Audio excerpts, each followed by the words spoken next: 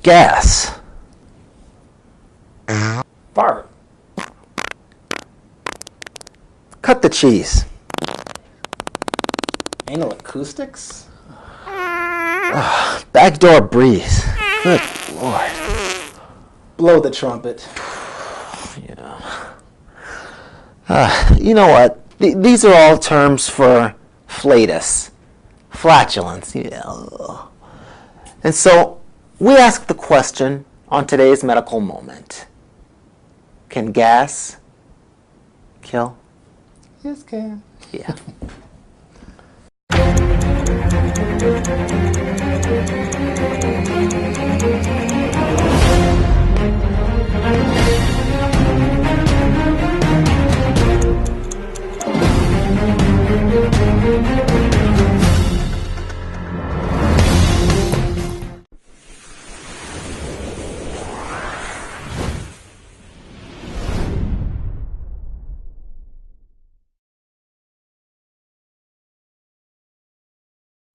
I'm Dr. Idris, I'm Dr. Jamil.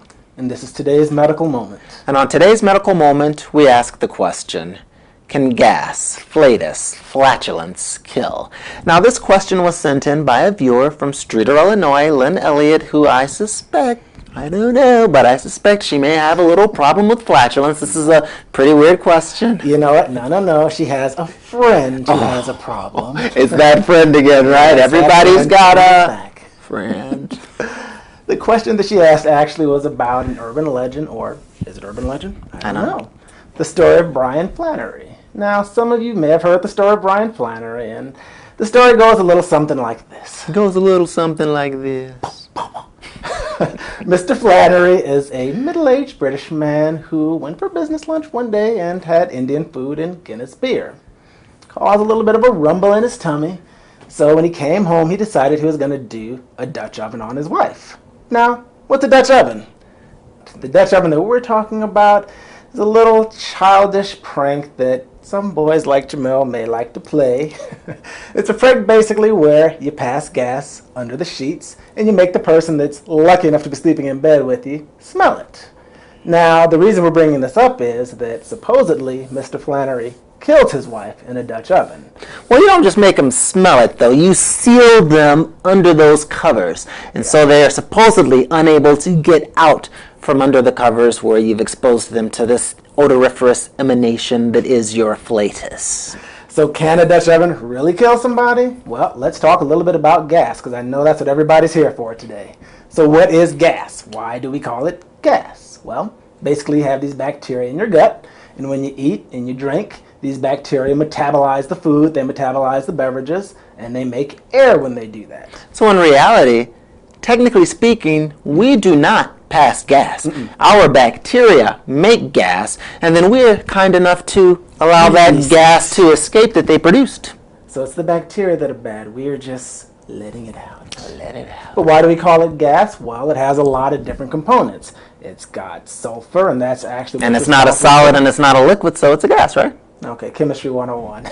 It's got a lot of gases in it. It's got sulfur, which is actually responsible for the smell. It has nitrogen, it has carbon dioxide, it has oxygen, but it also has methane. And methane is actually natural gas. And methane, in high enough concentrations, can get rid of oxygen, which is what we need to survive. Yeah, I mean, basically what happens is, oxygen is carried in our body on red blood cells, and in the middle of our red blood cells we have what's called hemoglobin. And oxygen binds to hemoglobin and is transported throughout our body. Methane actually grasps hemoglobin more effectively than oxygen. And so if you have oxygen and methane, methane wins and methane binds our hemoglobin and we can't carry oxygen. And so this was the theory behind this Dutch oven. It is said that Mr. Flannery's gas was so toxic, so methane rich, so high in methane, methanerific, that he basically got all of that oxygen out of the covers, out of her body, and within 1 minute she suffocated. Now, did this really happen? Well, I don't know. What do you think? I'm gonna say no. No, it did not happen. I'm sorry, Miss Lynn. It is just an urban legend. But the science behind it is kind of true. There is methane in our gas, and methane does get rid of oxygen. So while in theory, yes, methane is dangerous, it's not released in high enough concentrations in our gas To or be deadly. our bacteria's gas Exactly. to be deadly. Scientifically speaking. But cows do release a lot of methane, and it is responsible for global warming. And some natural gas leaks actually do produce methane, which can be deadly, and that's why some people have methane detectors in your house. So, while Mr. Flannery did not kill his wife, while this is an urban legend, there is a take-home point, and that take-home point is, if you have a home that is heated by natural gas, you should always have a natural gas, and specifically a methane detector, in your home. So, that's our story. We're sticking to it. It's an urban legend. But you did learn a little something helpful from this today. Hopefully this helped you with your gas question, Lynn. I'm sorry, no, your friend. I mean, your friend's gas question. Exactly. That is today's medical moment. As always, guys, stay healthy and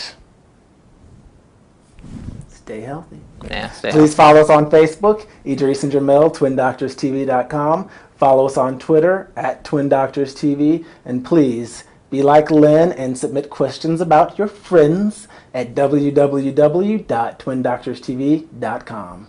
.com.